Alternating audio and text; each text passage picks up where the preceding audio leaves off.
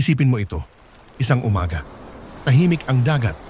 Walang alam ang mga tao na may paparating na magbabago sa kanilang mundo magpakailanman.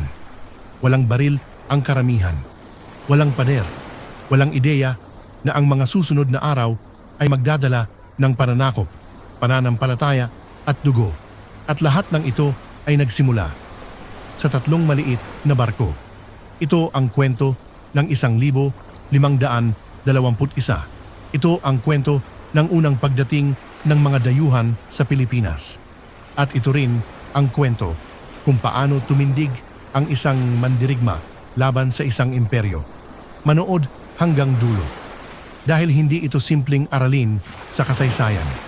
Ito ay kwento ng tapang, pagkakamali at paninindigan. Noong Marso 16, 1521, may 3 barkong dahan-dahang lumapit sa isang maliit na isla. Pagod ang mga sakay. Maraming may sakit. Halos wala ng pagkain. Ang pangalan ng mga barko, Concepcion, Trinidad at Victoria. Ang lugar, Homonhon, malapit sa Samar. Para sa mga dayuhan, ito ay bagong lupa. Para sa mga katutubo, ito ay tahanan. Tinawag ng mga dayuhan ang lugar na Archipelago de San Lazaro dahil ang araw na iyon ay pista ni San Lazaro. Hindi nila alam na ang lupaing ito ay may sariling kultura, batas at mga pinuno. Hindi ito bakante. Hindi ito walang tao. Pagkalipas ng ilang araw, nakarating ang mga barko sa Limasawa. Dito nila nakilala ang isang lokal na pinuno, Raja Hulambo. Walang labanan, walang sigawan. Sa halip, may isang sinaunang ritual. Ang sandugo, naghiwa sa braso. Hinaluan ng dugo ang alak at sabay na ininom. Para sa mga katutubo, ito ay sagradong kasunduan. Ibig sabihin, hindi tayo magkaaway. Pero para sa mga dayuhan, ito ay simula ng impluwensya. 2 mundo ang nagtagpo. Magkaiba ang kahulugan. Magkaiba ang intensyon. Dumating ang Marso 31, 1521. Sa isang burol sa Limasawa, nagtipon ang mga tao. May dasal, may krus, may awit na hindi pa naririnig ng mga katutubo noon.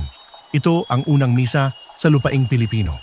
Tahimik ang mga nanonood, may pag-usisa, may pagkalito. Hindi pa nila alam na ang relihiyong ito ay magiging ugat ng malalim na pagbabago sa kanilang lipunan. Pagkatapos ng Limasawa, nagtungo ang mga dayuhan sa Cebu. Mas malaki, mas maunlad, mas makapangyarihan. Dito nakatira si Raja Humabon. Matalino ang pinuno ng Cebu. Alam niyang ang mga dayuhan ay may dalang bagong kaalaman at bagong panganib. Nagkaroon muli ng sandugo, isa pang kasunduan. Ngunit sa likod nito may tahimik na tensyon. Noong Abril 14, may malaking pangyayari. Humigit kumulang 500 katao kasama si Raja Humabon at ang kanyang asawa ang nabinyagan. Pinalitan ang mga pangalan. Nagkaroon ng bagong pananampalataya. Para sa ilan, ito ay pag-asa. Para sa iba, ito ay pagkawala ng dating pagkakakilanlan. At dito, nagsimulang lumalim ang hidwaan. Hindi lahat ay sumang-ayon. Sa kalapit na isla ng Mactan, may isang pinuno na tumanggi. Hindi siya yumuko. Hindi siya nagpasakop. Hindi siya nagpabinyag. Ang kanyang pangalan, Lapu-Lapu.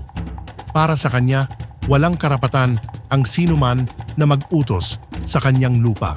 Madaling araw ng Abril 27, 1521. Kumpiyansa ang mga dayuhan. May sandata, may baluti, may baril. Ngunit may isang bagay na hindi nila naunawaan. Hindi sapat ang armas kung hindi mo alam ang lupa. Mababaw ang dagat. Hindi makalapit ang mga barko.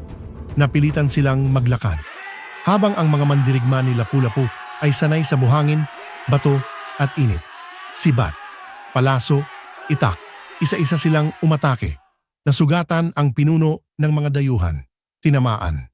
Napapalibutan at doon bumagsak siya. Hindi nakuha ang bangkay. Hindi nagtagumpay ang pagsalakay. Ito ang unang malaking pagkatalo ng mga Kastila sa lupaing Pilipino. Hindi ito alamat. Ito ay katotohanan.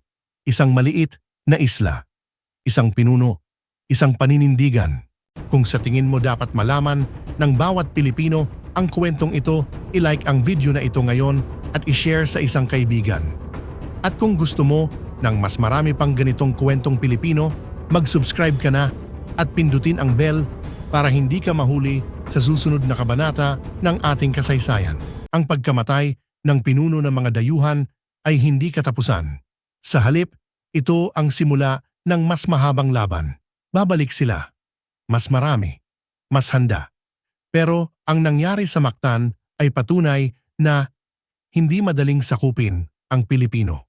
Hindi siya hari ng buong bansa. Hindi siya emperador. Isa lamang siyang pinuno na tumayo para sa kanyang lupa. At dahil doon, naging simbolo siya ng unang paglaban. Hindi dahil galit, kundi dahil kalayaan. Ang kasaysayan ng Pilipinas ay hindi lang kwento ng pananakop. Ito ay kwento ng pipili ka bang yumuko o pipili kang tumayo. Noong 1521, may isang taong pumili. At dahil doon, mayroon tayong kwentong ipinagmamalaki hanggang ngayon.